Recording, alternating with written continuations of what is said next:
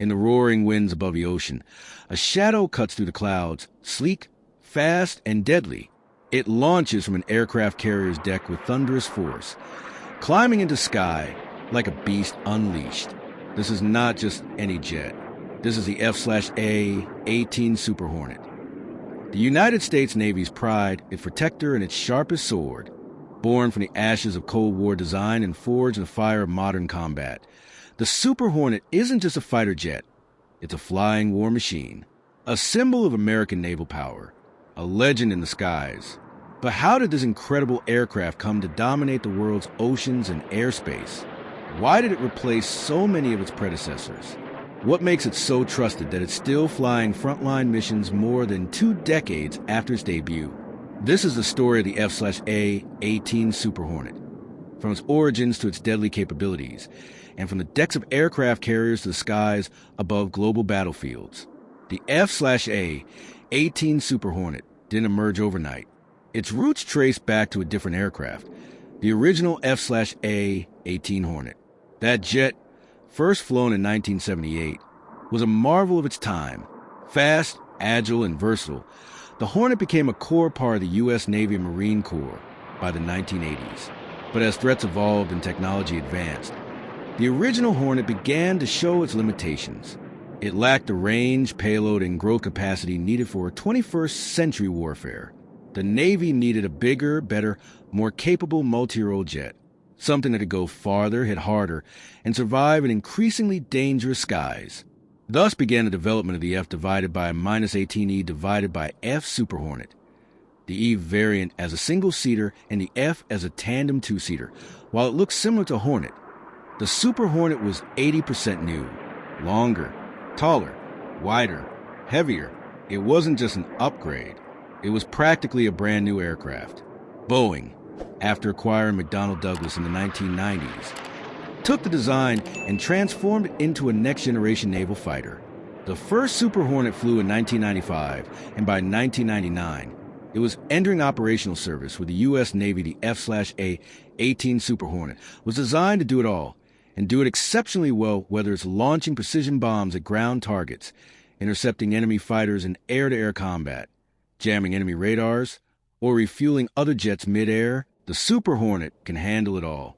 Here's what makes the Super Hornet a powerhouse in modern warfare: advanced avionics. Its cockpit features digital displays, mission computers, and data fusion, giving pilots total situational awareness, range, and payload. It can fly over 1,250 nautical miles and carry up to 17,750 pounds of weapons, from missiles to smart bomb stealth features. Redesigned airframe and radar-absorbing materials reduce its radar cross-section, making it harder to detect. Survivability.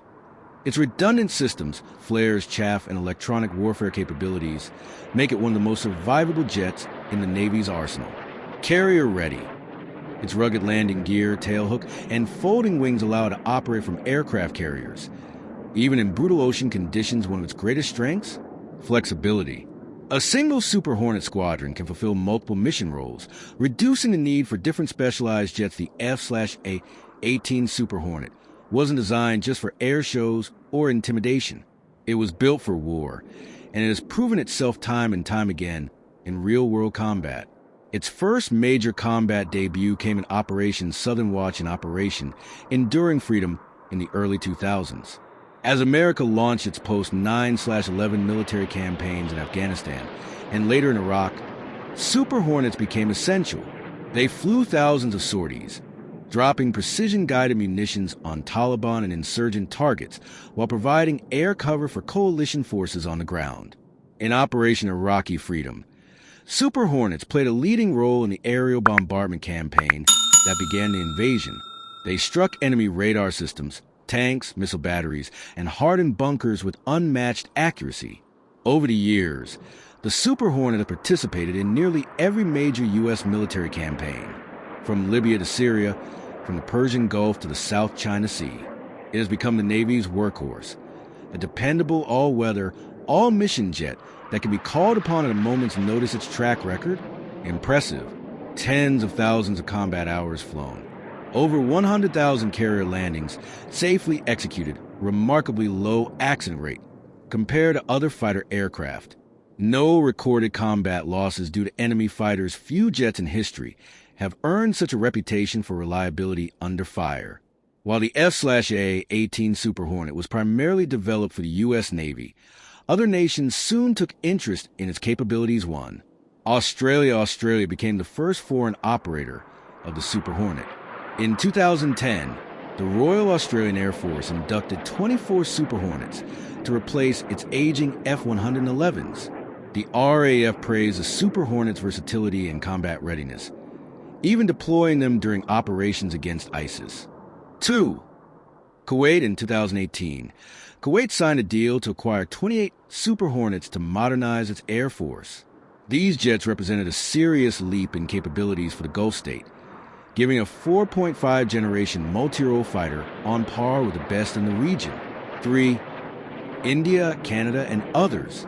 Other countries, like India and Canada, have evaluated the Super Hornet as a potential solution for their fighter jet needs. Boeing has even tested a carrier-compatible version from a ski jump ramp, something crucial for India's aircraft carriers. Though not as widely exported as the F-16, the Super Hornet remains an attractive option for countries seeking high performance. Carrier-operable jets with strong U.S. support. The Super Hornet wasn't just built to drop bombs and fire missiles. It also evolved into several powerful variants. Perhaps the most unique is the A-18G Growler, a heavily modified Super Hornet designed for electronic warfare. Instead of missiles, the Growler carries powerful jamming pods, sensors, and electronic countermeasure tools.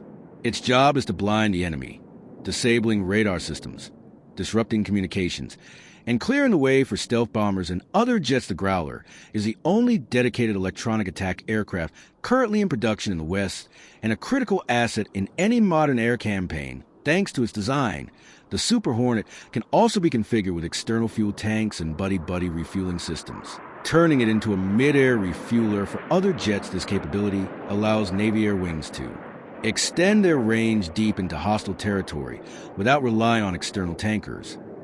The F/18F variant features a two-seat cockpit, often used for training or complex missions requiring a weapons systems officer. This flexibility makes it easier to train new pilots and execute more complex missions with two brains in the cockpit as warfare evolves. So must the tools of war. Enter the F/A-18 Super Hornet Block 3, the most advanced version yet. Block 3 is not just a software upgrade. It's a massive leap forward, designed to keep the Super Hornet flying into the 2040s and beyond. Here's what's new. Conformal fuel tanks, CFT's sleek external tanks that add over 100 nautical miles of range without taking up weapon station's advanced cockpit system. A large area touchscreen display replaces older instruments, giving pilots enhanced control and situational awareness. Reduced radar signature. Enhanced stealth materials and shaping reduce the aircraft detectability, networking, and data fusion. Block 3 Super Hornets can share information with other jets, drones, and naval assets in real time, making them a key part of the combat cloud. Improved durability. Block 3 jets are built for a 9,000-hour service life, a 50% increase from earlier models. This upgrade ensures the Super Hornet remains viable even in an age of 5th-gen stealth fighters and hypersonic threats. In a world increasingly dominated by stealth jets, hypersonic missiles, and anti-access area denial, A2/AD systems, some question whether 4.5 generation fighters like the Super Hornet still belong on the front lines. The answer? Absolutely. While it may not be as stealthy as the F-35 or as futuristic as next-gen platforms like the NG-80, Next Generation Air Dominance, the Super Hornet holds the line with raw power, unmatched versatility, and proven performance. In fact, the U.S. Navy's doctrine doesn't rely on stealth alone. It focuses on layered combat, where different platforms work together to overwhelm and confuse the enemy. In this battle web, the Super Hornet remains essential, launching long-range standoff weapons like the AGM-158 JSSM, providing real-time targeting and support to stealth aircraft, escorting bombers or drones in contested airspace and filling the skies with overwhelming presence from aircraft carriers stationed worldwide. Block 3 Super Hornets, backed by Growlers and supported by new aerial tankers, will continue to be the Navy's first responders during any conflict. It's a common debate. How does the F/A A-18 Super Hornet compared to the F-35 Lightning II. On paper, the F-35 is a stealthier, newer, and more advanced aircraft. It can sneak deep into enemy territory, evade radar, and deliver precision strikes before anyone even knows it's there, but that's not the full story. The Super Hornet has several key advantages cheaper to operate.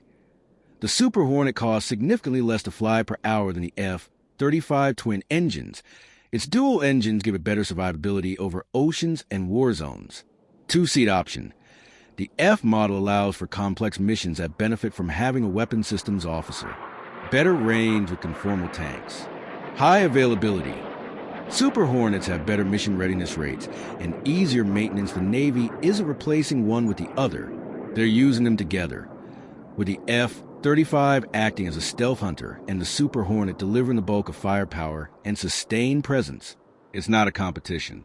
It's a partnership, and the Super Hornet still carries much of the weight. No aircraft defines modern naval aviation quite like the F/A-18 Super Hornet. From the USS Nimitz to the USS Gerald R. Ford, Super Hornets make up the majority of the strike fighter wings aboard America's aircraft carriers. They're the reason the U.S. carrier group is feared worldwide, because these jets can project power anywhere. At any time, what makes the Super Hornet legendary isn't just its speed or firepower. It's the fact that it was built to evolve over 600 units built, billions of dollars in operational success, and over 2 decades of frontline duty without losing relevance. That's no small feat in the fast-moving world of air combat.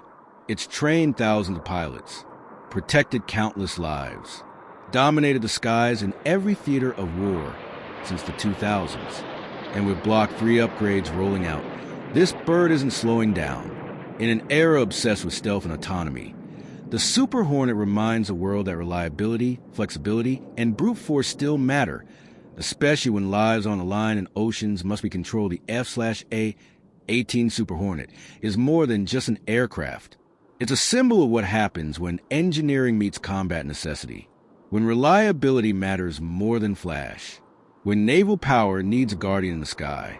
It's flown off warships, into combat, through storms, over deserts, against enemies both known and hidden.